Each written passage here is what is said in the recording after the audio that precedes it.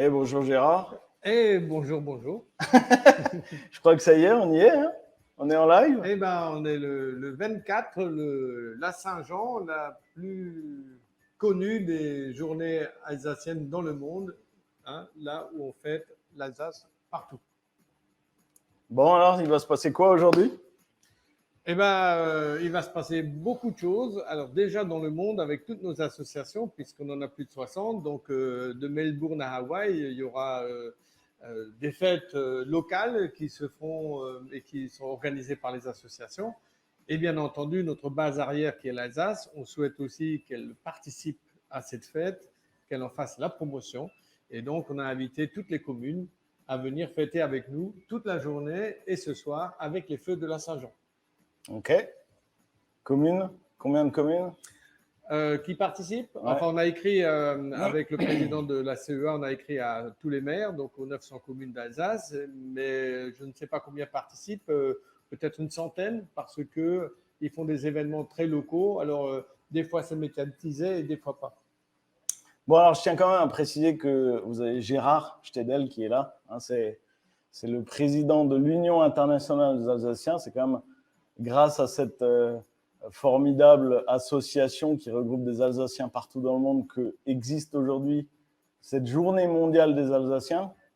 Tout à fait. On l'a lancé il y a 5 ans, en fait, parce que on souhaitait fédérer davantage nos associations dans le monde et proposer à chacune de célébrer l'Alsace un jour donné dans l'année. Elles avaient l'habitude de faire des opérations de promotion tout au long de l'année, mais là, on a dit tout le monde ensemble et on a choisi le 24 juin pour diverses raisons. Alors vas-y, réexplique les raisons, Alors, s'il te plaît. j'explique les raisons parce que ce n'est pas un jour d'anniversaire d'un traité ou, comme j'en entends parler, d'une guerre, etc. Nous, c'est un jour de convivialité. Et la journée de convivialité, c'est parce que c'est le jour le plus long de l'année.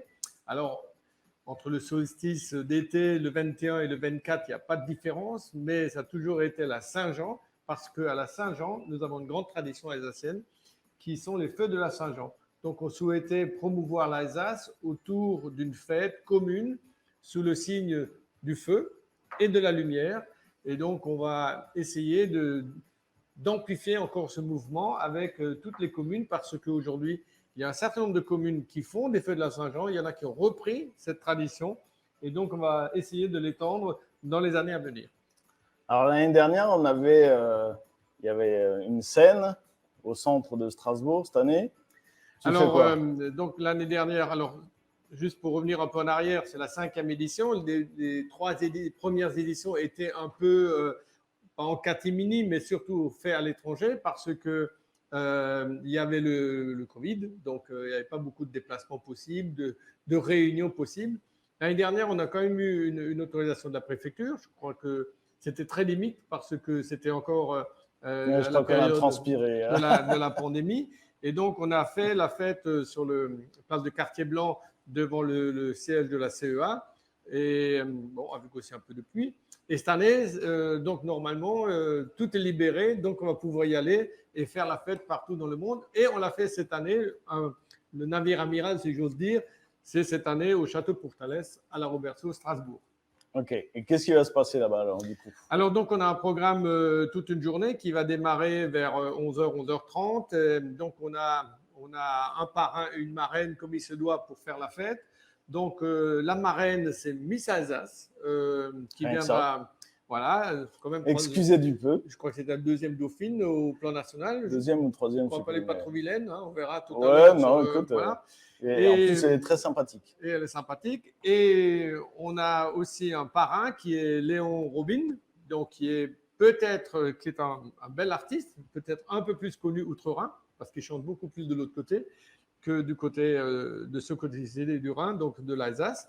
Ça commence par ça, mais on va faire un live à partir de midi pour être en connexion avec d'autres associations dans le monde.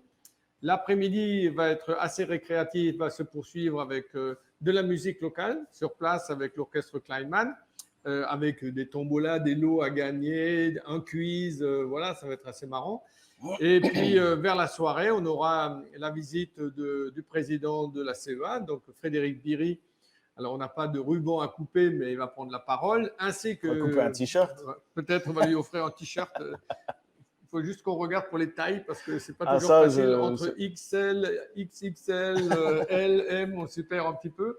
Et Josiane Chevalier, la préfète d'Alsace, du Bas-Rhin en l'occurrence, et de la Grande Région, qui va aussi nous dire un mot ce soir. Et on terminera par le concert de Willertal pour faire vraiment la fête et on entendra la musique de loin. Ok, super. Bon, de toute façon, on est là pour combien d'heures? 14 à peu près, puisque le programme du live, bien sûr, on va rejoindre Gérard au Portales régulièrement, mais on va avoir des retransmissions de partout dans le monde.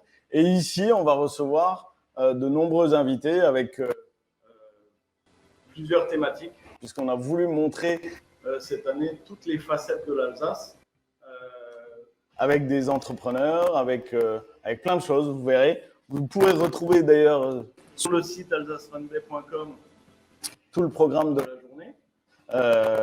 C'est un programme très dense. J'y reviendrai régulièrement, vous inquiétez pas. Alors, je tiens à préciser que ce n'est pas une émission de télé. On n'est pas des professionnels de la télé.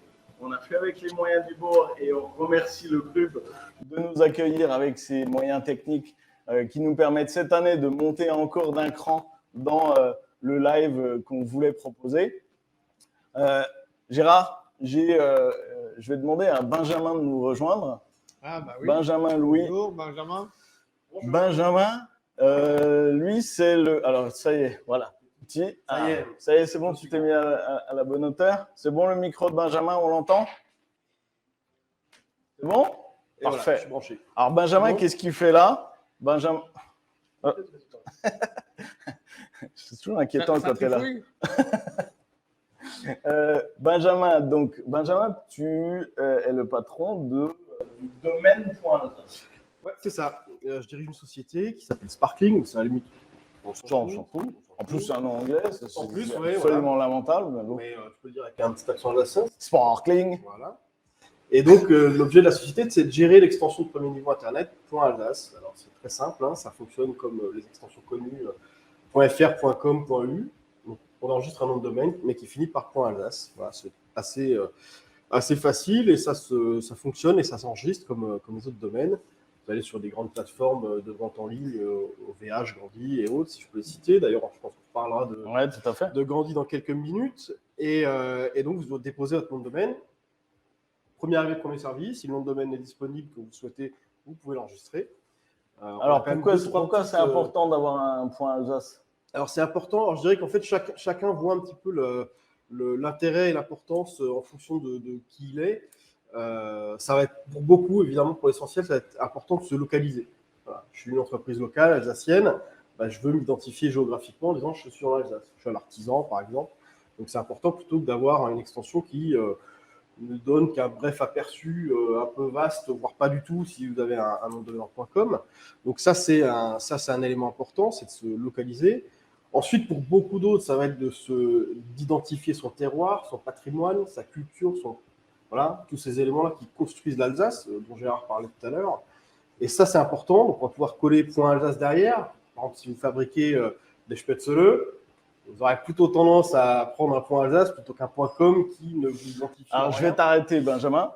On va reparler de ça encore plusieurs fois dans la journée. Ouais. Moi, ce que je voudrais, c'est que tu annonces à Gérard, le président de l'Union internationale des Alsaciens, qu'est-ce que le .alsace va faire pour l'ensemble des associations de l'Union internationale. Oui.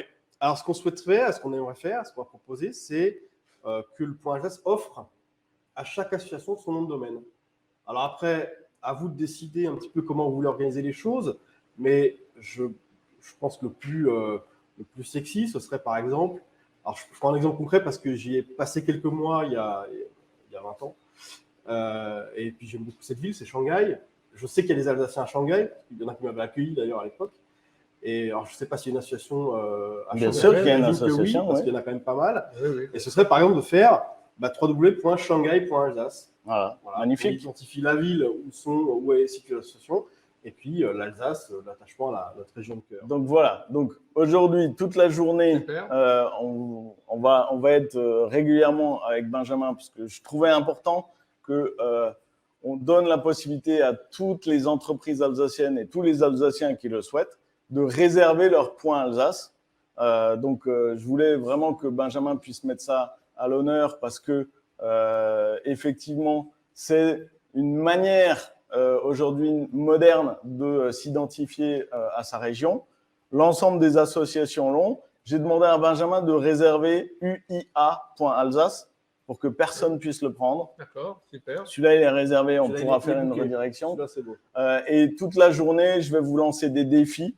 Tenez-vous prêts aux différents défis et il y aura des noms de domaine à gagner toute la journée. Et je crois même, mais on en reparlera peut-être plus tard, que Gandhi, le fournisseur de noms de domaine, fait une offre toute la journée, toute la semaine même, toute la semaine, justement pour l'Alsace Fan Day. Vous pourrez acheter sur Gandhi le nom de domaine avec l'extension .alsace à un tarif préférentiel. Très, très préférentiel. C'est de mémoire, c'est 8 €. Okay. Voilà, par rapport d'habitude, c'est un petit magnifique. peu plus. On y reviendra. Toute la semaine. On va. Tu avais encore quelque chose à dire, Gérard? C'est très bien. Merci pour cette offre. Il faudra simplement qu'on la cadre un peu dans la mesure où si on veut garder ça à l'international, c'est une bonne idée. Tokyo.alsace, Washington.alsace. Il faudra simplement que ces noms soient réservés, entre guillemets, pour l'Union internationale. Parce que pour pas qu'il y ait d'interférence, parce que sinon, si chacun peut ouvrir. C'est pour ça qu'il va falloir qu'on le fasse rapidement. Il va falloir qu'on définisse une liste, voilà. Peut-être même bien plus large que les assurances existantes. Oui, parce qu'il y en a dans les tuyaux, on en crée 3 à 4 par an. Donc, l'idée, ce sera que chaque fois qu'on ouvre une association, on pré-réserve le nom de domaine.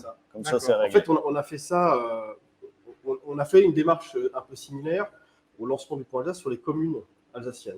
D'accord. On ne voulait pas que n'importe qui puisse enregistrer le nom d'une commune. Colmar.alsace. Exactement. Et donc, on a bloqué les noms de domaine. Et aujourd'hui, encore, seul le maire, la commune, peut enregistrer le nom de domaine. Personne ne peut. Et on voudrait faire le même principe. Pour qu'il y ait une uniformité de communication et puis quelque chose qui soit ça nous va très bien. Facile à comprendre et à intégrer. Ça fédère encore davantage le réseau. Exactement.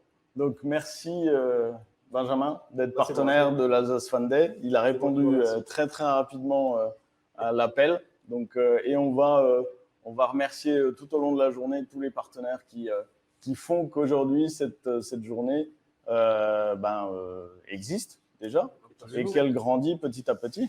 On le souhaite. On a eu des articles dans la presse. Alors, c'est incroyable. La revue de presse qu'on diffusera le moment venu, mais c'est énorme.